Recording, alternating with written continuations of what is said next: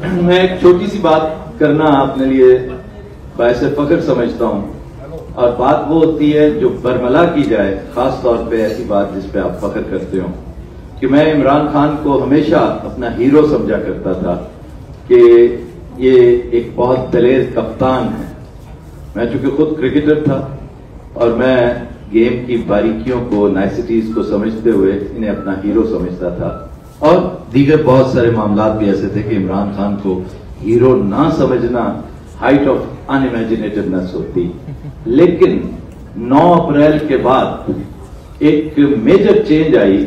میری سوچ میں، میرے انداز میں، اور میں نے دل و جان سے عمران خان کو اپنا لیڈر قبول کیا۔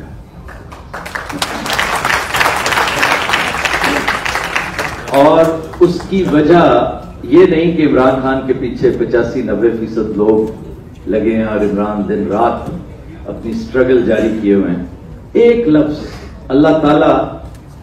اپنے پسندیدہ لوگوں کو فیاضی سے نوازتے ہیں، علم و فضل سے نوازتے ہیں، حکمرانی سے، اقتدار سے، مال و زر سے، اولاد سے۔ ایک وصف ایسا ہے خواتین و حضرات جو بہت ریئر ہے، اور میری عمر بھر کی کمائی یہ ہے کہ میں اس راز کو اب بھی پانے کی کوشش کر رہا ہوں۔ میں قریب پہنچ چکا ہوں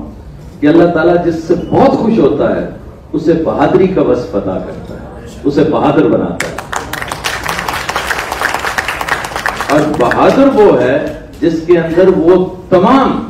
عناصر ترکیبی، اگر آپ دیکھیں، جن کی میں نے ایک لسٹ بیان کی ہے، اس میں سے ایک ایثار ہے، ایک صبر ہے، استقامت ہے، وہ سب کچھ اللہ تعالیٰ نے عمران خان کو، اور کہتے ہیں کہ there is a time for everything۔ Imran کے لیے یہی وہ وقت تھا، انہیں بیسٹ ٹائم اللہ تعالیٰ نے ٹائم لائن پہ جو رکھا تھا وہ یہی تھا کہ اسی ٹائم پہ پاکستان کو اشد ضرورت جس ایک شخص کی، ایک پہاڑ صفت شخص کی، جس کے صبر و استقامت، جس کی بہادری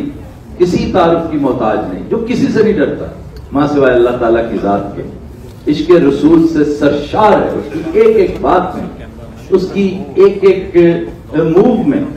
خوف خدا بھی ہے، کہیں تکبر۔ حالانکہ جس ٹائڈ پہ آج عمران خان سوار ہے وہ کسی کا دماغ خراب کرنے کے لیے کافی ہے، لیکن مجھے اس بات پہ بہت اطمینان بھی ہے، فخر بھی ہے کہ ہمارا لیڈر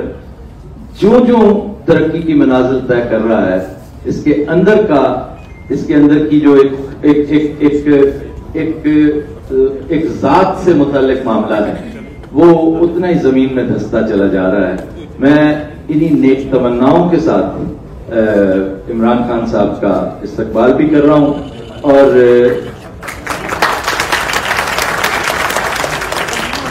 یہ گزارش بھی کروں گا کہ اب جو کچھ کہنا ہے عمران خان صاحب